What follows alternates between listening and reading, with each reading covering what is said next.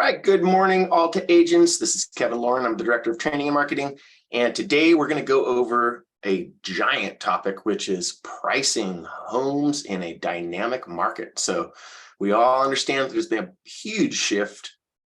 This is real estate. This happens, every several years. So it's nothing new to the agents that have had their licenses for 20, 30 years, but some of you newer agents, this might be your first price dip. And so this is really important stuff for us to kind of go over. So before we get into today's presentation, I'm going to bring Bill Seitz from Clearview Mortgage on the line. Good morning, Bill. Good morning, Kevin. How are you doing today? I'm all right. All right, good. And I'm also going to bring on Cameron Alley from Clearview Mortgage. And Cameron is going to bring us up to speed with what's going on in mortgage land out there. So good morning, Cameron. Good morning, Kevin. Could you make me a panelist real quick so I could share my screen?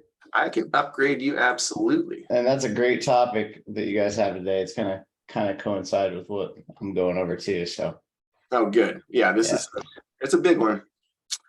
All right, you should have panelist privileges in about 1 second here.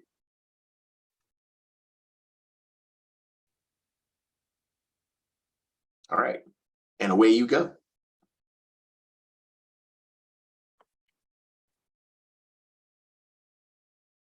And let's unmute you. all right, now we're in action. All right, perfect, guys. So as of this morning, rates did take a bit of a spike this morning. Last week was actually probably the most stable bond market we've seen in months, sitting right around that 2.7, 2.8 range with no significant dips or rises, except for that first Monday, obviously. But basically what happened today is retail sales came in almost at expectations. So they did come in still low, basically below what they predicted. So I expect them to come back down, as a loss is still a loss on economic data. Anytime that happens, usually people start buying bonds. But in this market, as everything is kind of weird, basically what happened is a lot of corporations, like those corporate bonds that a lot of those big companies or big investors still have, that they picked up during the recession, they started dumping them this morning. And that's kind of what we talked about last week, about how the Fed and all these corporate bonds that they purchased during COVID are really affecting the market. So whenever we see a spike like this, obviously it's due to them selling those off. So as every single time we see these dumps, this is obviously not normal, 8 basis points increase, but we've been seeing, 10, 12, 15 point basis increases in one day and falls of 15 basis points in one day.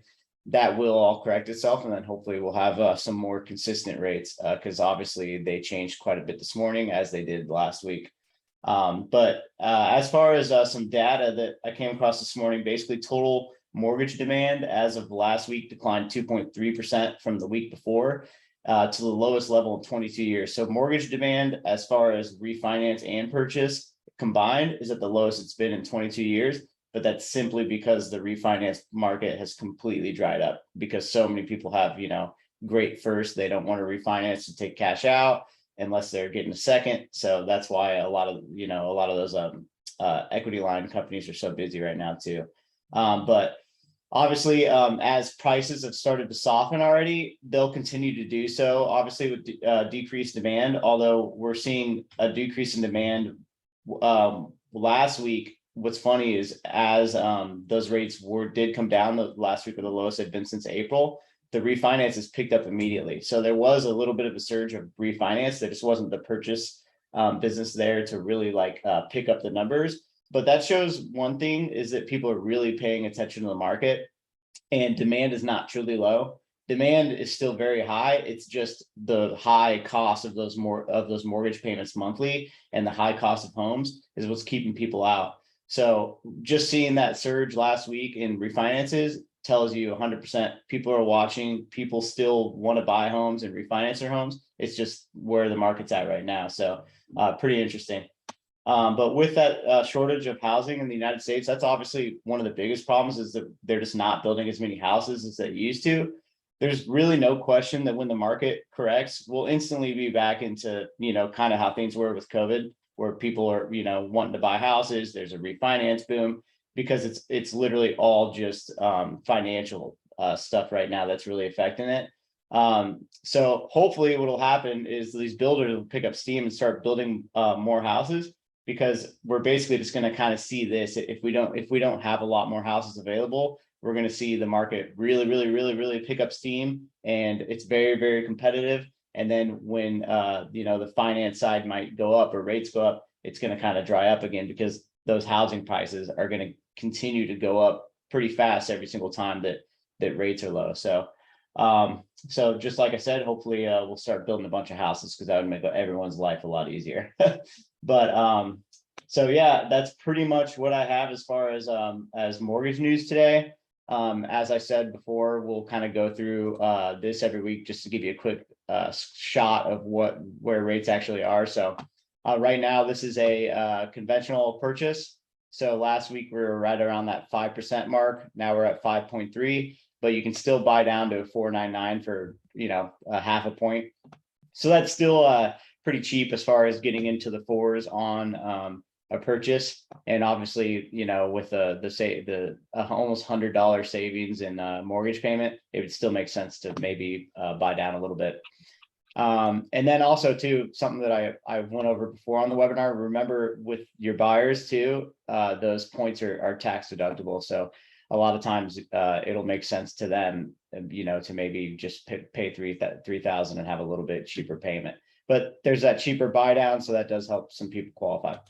And then prime jumbo max, last week we were sitting at about a 5.65. Now it's about a 5.875. So we're basically seeing about a quarter fluctuation in rates from last Wednesday to this Wednesday. And then the FHA 4.49. So that is, like I said, a quarter difference. So FHA rates are obviously still looking prettier than conventional, but remember, you always have that MI, and also too, the MI fluctuates with the credit of the borrower. So for example, the credit on this pricing is only 700 credit, because I wanted it to be realistic for people who usually get FHA.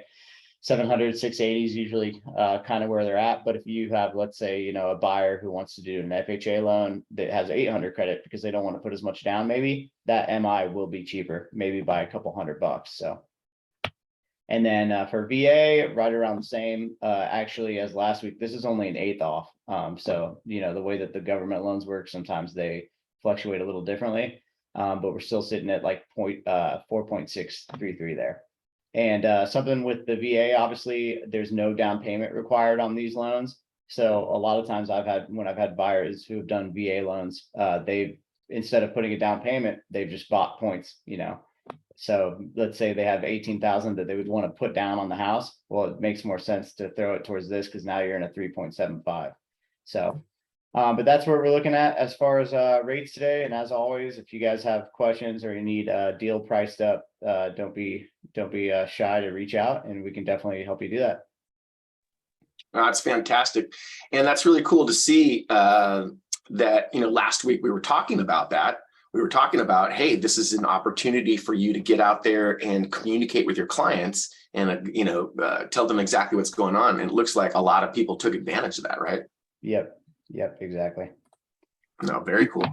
And Cameron, real quick, why don't you put your information up in case anybody, if they don't have it already, your phone number and contact. I was going through a scenario with one of our agents, Anthony Perry, yesterday, and he's struggling with a lender on one of his buyer deals, and I believe it's getting close to close of escrow, and he's reaching out to me yesterday morning saying, hey, I don't really know what's going on. We're supposed to close. And, I said, well, you need to get a hold of him right away and find out what the status is. Well, I guess he had called over there and found out that the loan officer was like leaving on vacation or something. Oh, so, yeah. Not I mean, it's funny, but not funny. And I feel for Anthony. And I told him, I said, and Anthony's, a newer agent. He's been with us for a couple of years now, but he's getting seasoned here. But I just told him, I said, this is really why it's so important to have somebody that you really can depend on, especially now with the volatility in the interest rate environment that we're in, and just banks being a little bit tighter with underwriting, and just having someone that if you text them or call them, you're going to get the straight answer, and you're going to, because, it's times like these where you really pay the price.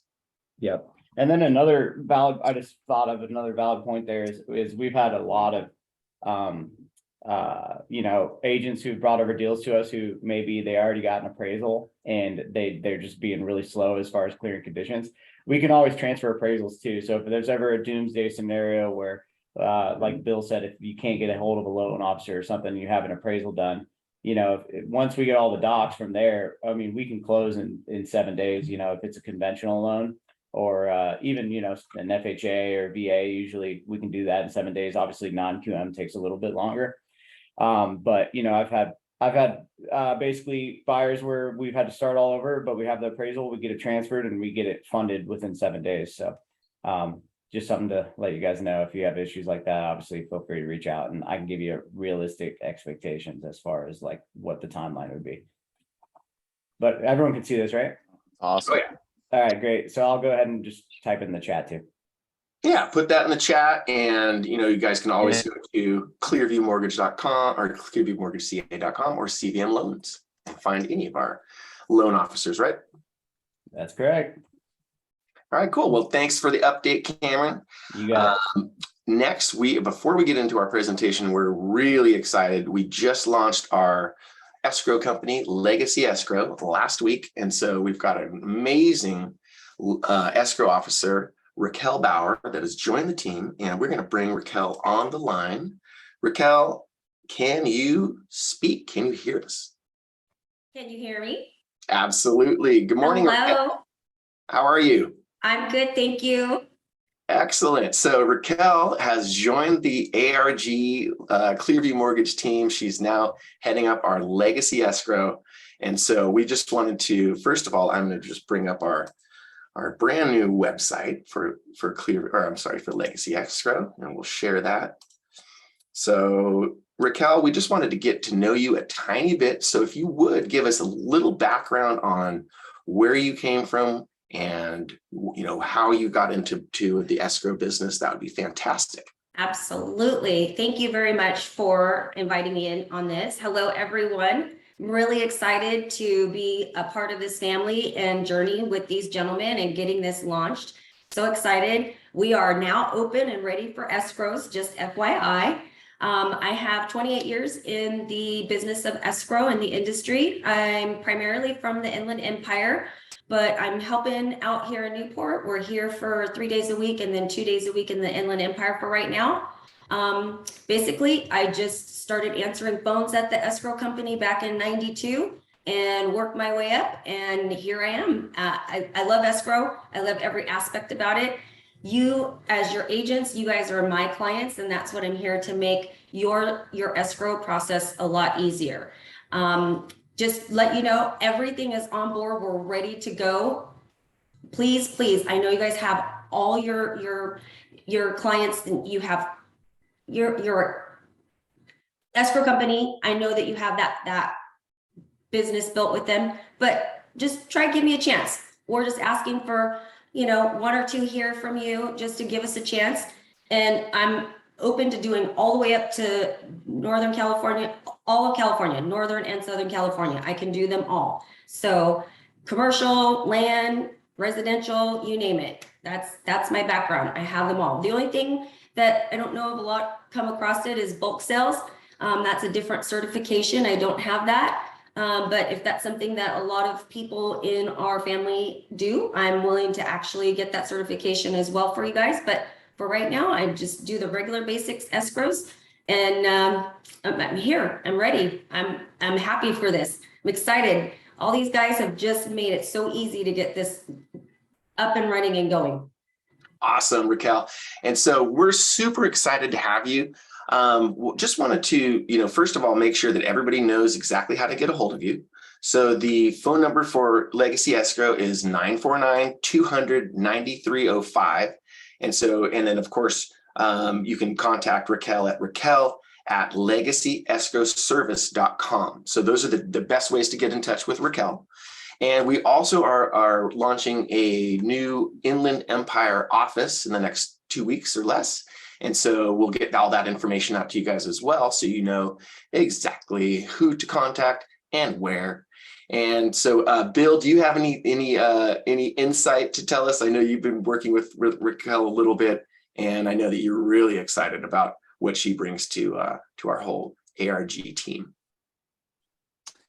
Yeah, no, I've had the pleasure of working with Raquel quite a bit in the last few weeks, and I think she's going to be a great addition to our team.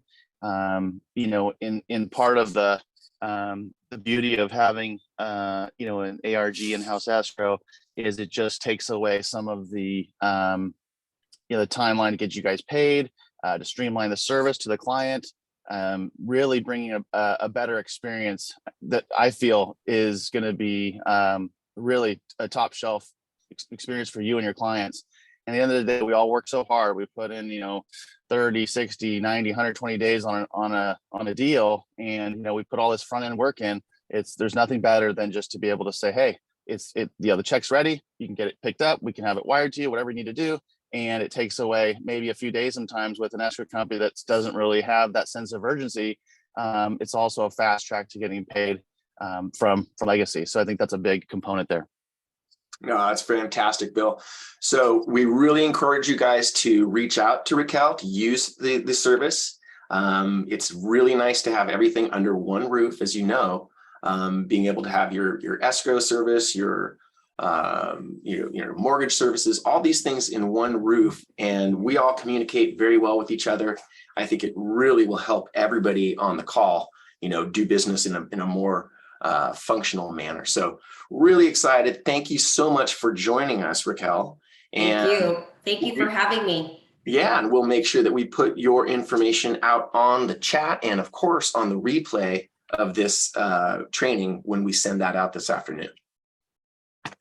All right, so thank you very much, Raquel. So now we're going to shift gears and we're going to talk about pricing. So this is a really huge issue right now. And I've been talking to tons of agents that are struggling with this. So as we've seen, we were in a smoking hot market for the last year, with not counting the last, 2.5, 3 months. But before that, it was almost like, well, shoot, any price will do. You can just put up anything. And, people were bidding, up to $250,000 over the asking price. It was just complete insanity. I had never seen that in my, 20 years of analyzing real estate and so forth. So it was, for me, and most of us, it was a very, very interesting period, right? So, in a superheated market, no problem. You can mess up practically on pricing a property, right? However, with the shift, now it's becoming way more important to price those properties very, very accurately. So, the shift started, in California, kind of started in Northern California first. I think that was probably due to the fact that the Northern California market was even more heated. Silicon Valley, plenty of money up there. So the Northern California market kind of started first feeling that back off in May of 22. So some sellers kind of understood that. Other sellers were, caught off guard. They were confused. They were frustrated. They were angry. We've had all kinds of, emotions come out when, all of a sudden your $2.3 million home is, now being valued at, 1.7.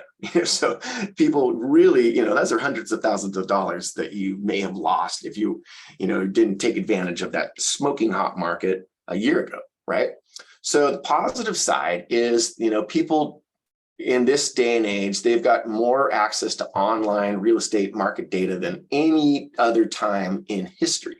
So a lot of sellers are understanding that. They do read the papers, they do study some of these market trends. And so some of these sellers, they get it and they understand that, and they understand that they're going to have a reduction in prices. Problem is a lot of people don't understand that. Coupled that with a lot of agents that have only had their license for less than 10 years, they've never really seen this kind of a massive shift before. So this is a really, really interesting time period for a lot of agents as well as sellers. So when markets, are heading in a downward direction, buyer behaviors can become dramatic. Seller behaviors can become dramatic. We've had a few instances where, the seller is panicking, right? And is saying, oh no, let's take less than what is actually, that they might be able to get. So you see these, these little shifts and these panics, and those panicky people, they definitely will affect the market. And so if you get a few people in an area that are panicking and are selling their properties for less than what they actually should be selling them for, well, that also brings the market down, right? So very, very important to, in this day and age, to explain the new reality properly, right? So, like it or not, markets that existed prior to, May 1st, 22 no longer exist. That there's just completely different dynamics. Interest rates have come up. The stock market and the economy is coming down. So it's just an entirely different landscape than it was a year ago. So it's really, really important to make sure that you are able to educate your sellers and your buyers on the new reality. And so, giving them data and, letting them know actual facts and actual statistics really helps these people understand this new market. So, you don't want your buyers and sellers to just, think that they're living in a vacuum. They have to understand exactly what is going on and how it's changed. So, and here's a little example. In Alameda County, there was only 1.8 months of inventory at the end of July 2022. In fact, many believe that once buyers come to terms with the new higher interest rates, we'll see a resurgence of sales. And I think that's correct. And I think Cameron kind of touched on that as well. So when we have these shifts, you get, kind of almost paralysis, market paralysis for a little bit. And people, they get a little bit freaked out, right? So I think that, just educating the buyers and sellers, making sure that they understand the market, they understand the statistics, that's a huge, that's basically tip one, okay? Tip two is prepare an effective comparative market analysis. Prepare a really good CMA, because we are starting to see, the CMAs reflect that bringing down of the price and the bringing down of the market. So that's a really, really important step, is to provide that comparative market analysis, show them the comps, show them what's actually happening. And, it's important to look really closely at the last 6 months and even the last 3 months to really show what's happening. When you're looking at comps to 12 months ago, it's not really going to help you, right? So in my mind, the perfect number of homes is about 10. So some like the rule of three actives, 3 pendings, and 3 solds. Personally, I like to have more than 3 previous sales to deepen that data, right?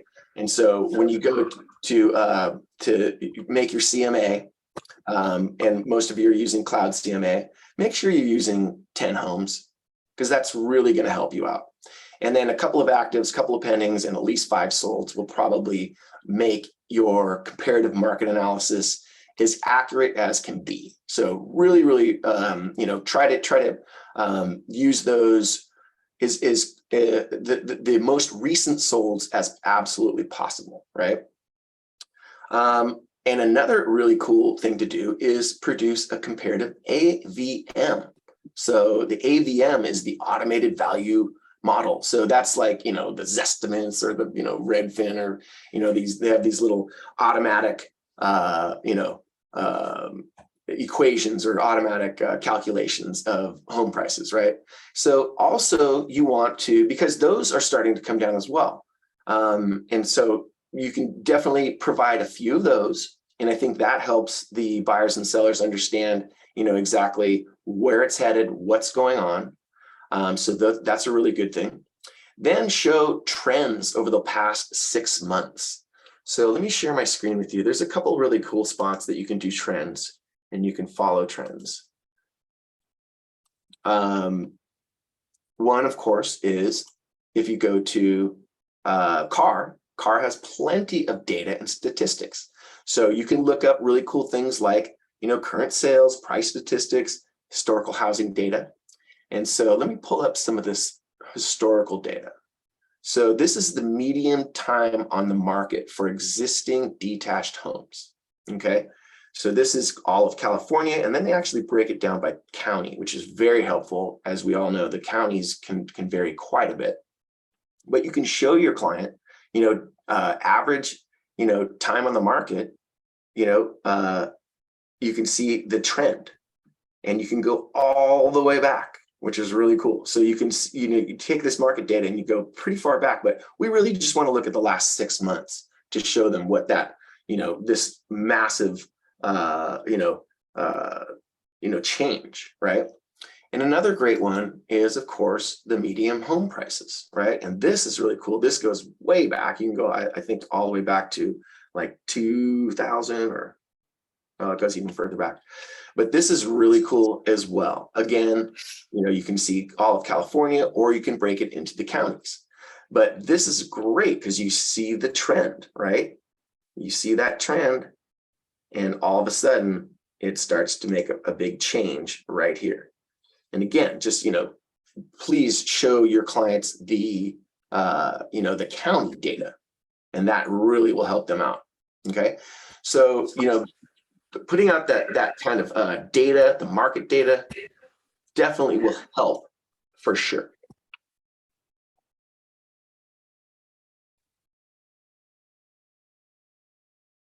I'm just going to mute a couple people here. One sec.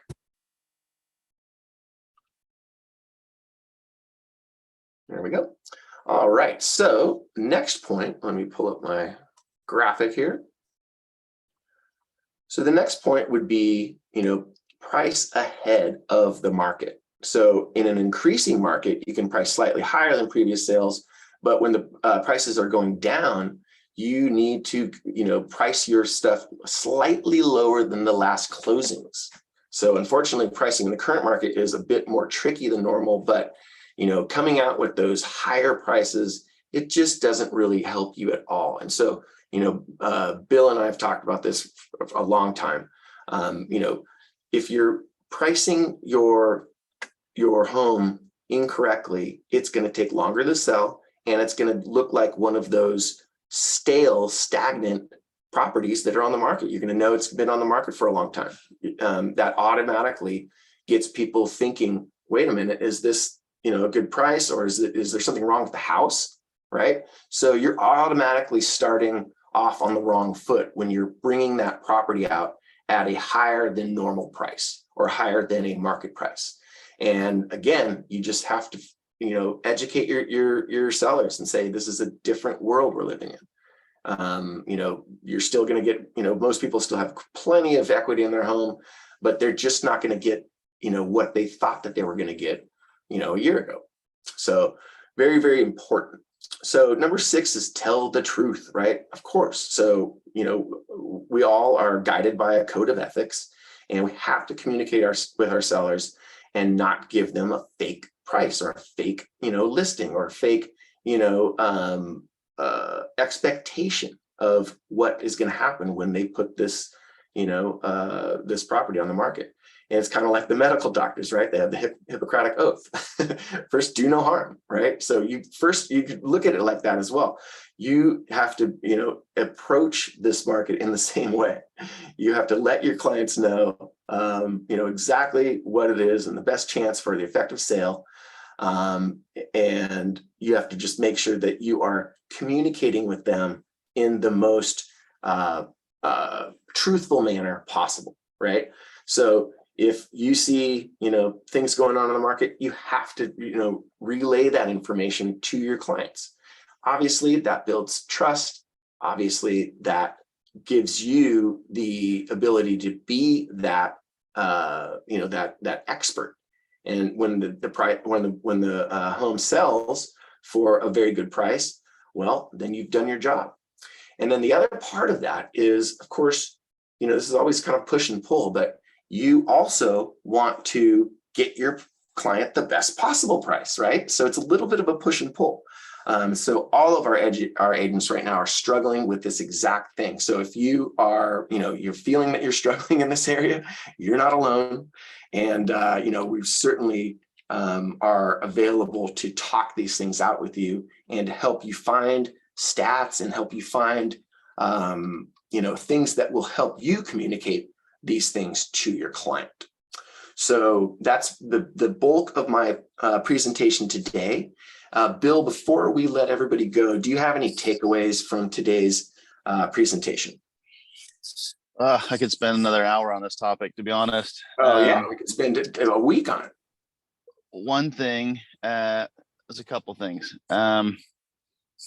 And if you are, in the market that we're in right now, my suggestion is do not discount the buyer's agent's commission. Okay. When you pop that into the MLS and you put in, at a low rate, you're going to potentially lose agents wanting to show that property. Why would you alienate those people? If you want to discount your commission, maybe you got a friend or family, you got something, you gotta do what you have to do. That's okay. That's on you, and that's kind of there. But personally, I never do a listing without offering 2.5% on the MLS. You want as many agents excited to show that property as possible. And when our pool of buyers is shrinking because we don't have as many people being able to finance stuff or get qualified, when we have a smaller pool of buyers, potential buyers, we need as many as possible to get through that home, right? So that's one thing I would, for me, is like a no-no. And on top of that, you want to protect the integrity of the real estate industry, because I know when we go show property and we have a qualified buyer and we go look at the MLS printout and see that they're offering the listing at 1.5% or whatever it is, like you're insulted. So I think maintaining that is one thing. Number two, sometimes conveying this information to a seller that's unrealistic is very difficult. Even the best agents sometimes will struggle with this, not because they're not good agents, not because they don't know their facts, not because they don't know every single sale on the street that they're trying to get this listing, but sellers refuse to absorb and digest the information that's right in their face. And in some cases, I'll say, is this, sometimes you have to ask yourself, is this listing going to be more of a headache than it's worth?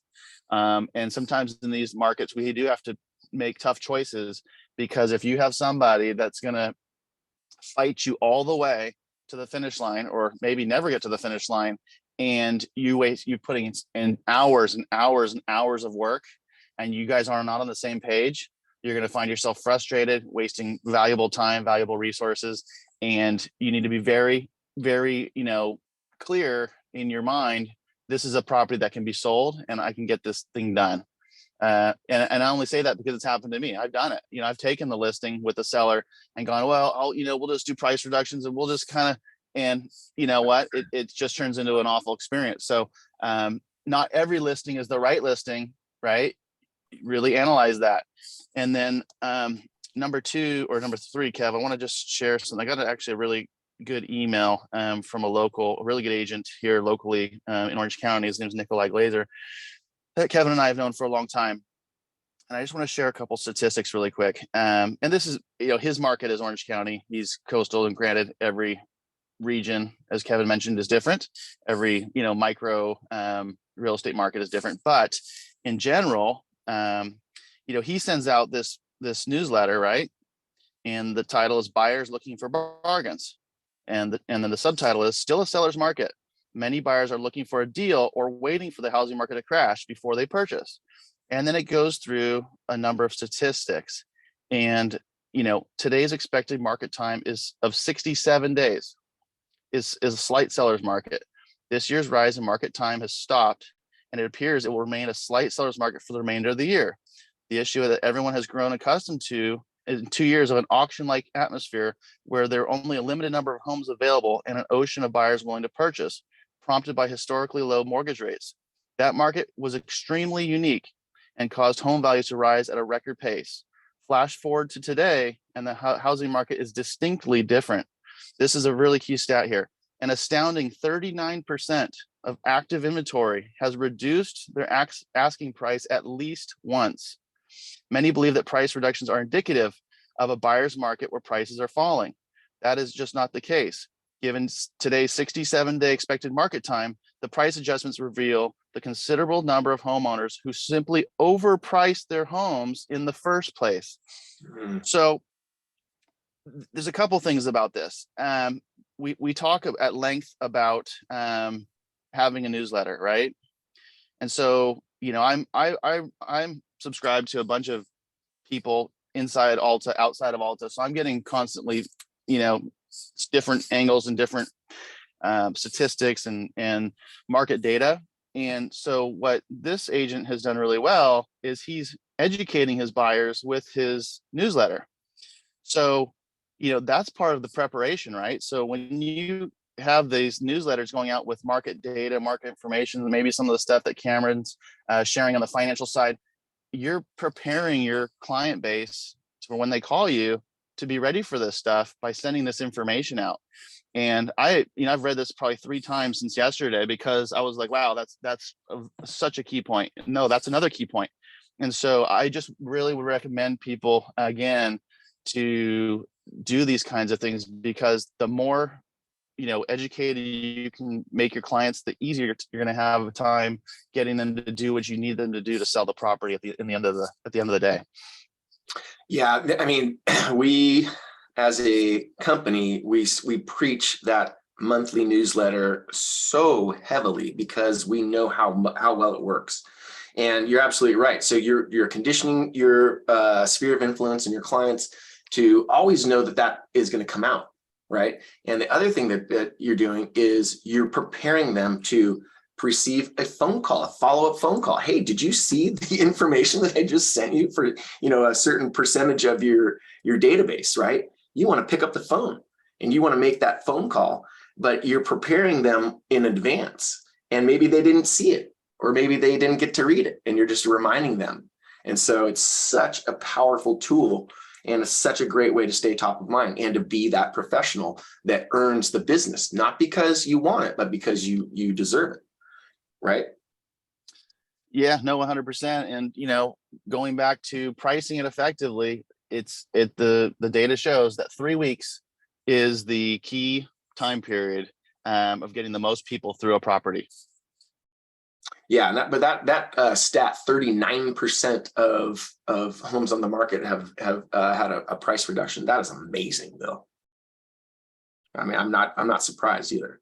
And then one last little comment from John Espinosa. He says, definitely take the time and invest the time to do a quality CMA, not just one that just kind of gets spit out of Cloud CMA. Really analyze the data. That's going to really help your clients and your sellers understand where the market is and where they can expect to be, right? That's an incredible point. And, you know, especially if you're getting interviewed. So, yeah, you know, a lot of sellers will pick 3 agents, right? They say, okay, I'm going to, you know, pick Joe from Alta. I'm going to pick Joe from First Team, or Susie from First Team, and Jill from Sotheby's. And if you don't put in the quality work that John's referring to, you're gonna stand out like a sore thumb. You're not going to get the listing. No. And you got to understand that too. A lot of sellers will interview multiple agents. Oh yes, they will. Yeah, that's for sure. It's not everybody, but you know, those people are out there, and they're gonna, you know, pick and choose who they think is gonna do the best job, get them the best price, and who understands the market the best. So, very, very cool stuff, guys. Well, thank you guys so much for being on the Wednesday webinar. Thank you, Raquel, for joining us. We're really excited about Legacy Escrow. And thank you, Cameron, for being on the webinar as usual. So you guys, if you have any questions, don't hesitate to reach out to anybody on our team. We're here to help you guys. So get out there, make it a great week, make it a productive week, and we will see you guys next week on the webinar. Bye-bye.